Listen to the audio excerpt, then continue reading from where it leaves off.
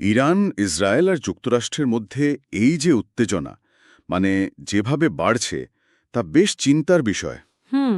শোনা যাচ্ছে আমেরিকা নাকি ইরানের পারমাণবিক স্থাপনায় হামলা করেছে, আবার ইরানও নাকি পাল্টা জবাব দিয়েছে।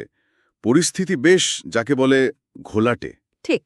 আজকের এই আলোচনায় আমরা এই ঘটনাগুলো আর এর চারপাশের যে প্রতিক্রিয়া সেগুলো একটু বোঝার চেষ্টা করব। হ্যাঁ, আসলে আমাদের মূল লক্ষ্য থাকবে বিভিন্ন পক্ষের অবস্থানটা ঠিক কি, আন্তর্জাতিক মহল কিভাবে দেখছে, আর এই সংঘাতের প্রভাব, সুদূর প্রসারী প্রভাব কি হতে পারে সেটা নিয়ে কথা বলা।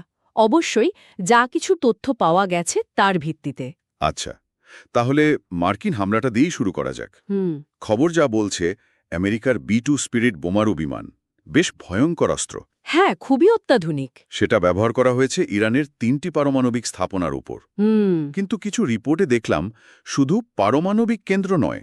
না, শুধু সেগুলো নয়, জানা যাচ্ছে যে কিছু সামরিক সহযোগী ঘাঁটি, কমান্ড অ্যান্ড কন্ট্রোল সেন্টার, এমনকি একটা জৈবিক গবেষণা কেন্দ্রও নাকি টার্গেট করা হয়েছে। জৈবিক গবেষণা কেন্দ্র? তার ব্যাপারটা শুধু নিউক্লিয়ার প্রোগ্রামের মধ্যে সীমাবদ্ধ নয়। মনে হচ্ছে তাই। টার্গেট সিলেকশন দেখে মনে হয় উদ্দেশ্যটা আরও ব্যাপক। শুধু পারমাণবিক সক্ষমতা নয়, হয়তো ইরানের সামগ্রিক, সামরিক বা কৌশলগত দিকেও একটা আঘাত হানার চেষ্টা। এর প্রতিক্রিয়া কি ছিল ইরানের দিক থেকে? নিশ্চয়ই খুব তীব্র। অবশ্যই। ইরানের পররাষ্ট্রমন্ত্রী সাইয়েদ আব্বাস আরাগাচি খুব কড়া ভাষায় এটাকে বর্হিত বলেছেন, আর সাফ জানিয়ে দিয়েছেন সার্বভৌমত্ব রক্ষায় ইরান কিন্তু সব বিকল্প ব্যবহার করার অধিকার রাখে। সব বিকল্প, এটা বেশ অর্থবহ। একদম। আর তাদের পরমাণু শক্তি সংস্থাও এটাকে বর্বর বলেছে। তবে এর পাশাপাশি একটা গুরুত্বপূর্ণ তথ্য কিন্তু IAEA দিয়েছে, জাতিসংঘের পারমাণবিক পর্যবেক্ষণ সংস্থা। কি বলেছে তারা? তারা জানিয়েছে যে হামলার পরে ওই স্থাপনাগুলোর বাইরে তেজস্ক্রিয়তার মাত্রা নাকি তেমন বাড়েনি।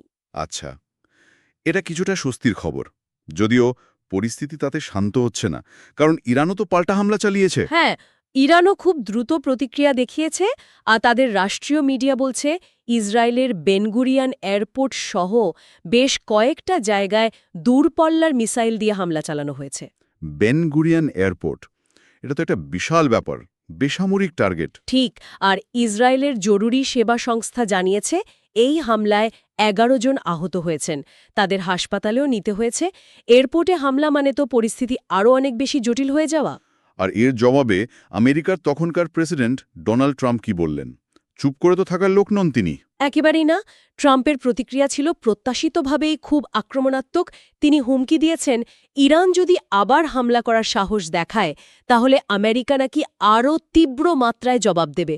এমনকি বলেছেন বহুগুণ বেশি শক্তি দিয়ে হামলা করা হবে। শুধু মুখের কথা নাকি অন্য কোনো ইঙ্গিতও ছিল? না, শুধু কথা নয়, হোয়াইট হাউস থেকে ছবিও প্রকাশ করা হয়েছে। দেখা যাচ্ছে সিচুয়েশন রুমে বসে তিনি আর তার টিম মিলে হামলার ওপর নজর রাখছেন। এটা এক ধরনের বার্তা দেওয়াও বটে, মনস্তাত্ত্বিক চাপ তৈরি করা। কিন্তু আমেরিকার ভেতরে কি সবাই এই পদক্ষেপে সায় দিয়েছে? নিজেদের দেশের মধ্যেই তো বিতর্ক থাকার কথা। হ্যাঁ, ঠিক তাই। আমেরিকার ভেতরের চিত্রটা কিন্তু বেশ বিভক্ত। একদিকে যেমন কিছু রিপাবলিকান সিনেটর, ধরুন লিন্ডসে গ্রাহাম, তিনি ট্রাম্পের সিদ্ধান্তকে সমর্থন করেছেন। গভীর উদ্বেগ আর অনিশ্চয়তা কাজ করছে।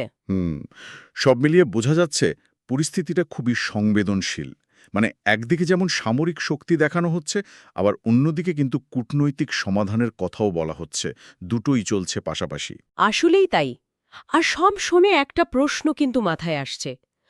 এই যে সংঘাত ক্রমশ বেড়েই চলেছে, এরকম একটা পরিস্থিতিতে আন্তর্জাতিক আইন বা এই যে কূটনৈতিক প্রচেষ্টা, এগুলো আসলে কতটা কার্যকর হতে পারে? এটাই প্রশ্ন। নাকি এই ঘটনাগুলো আসলে গোটা অঞ্চলটাকে আরও বড় কোনো অস্থিতিশীলতার দিকে ঠেলে দেওয়ার একটা অশনি সংকেত? এর উত্তর বোধহয় সময়েই দেবে।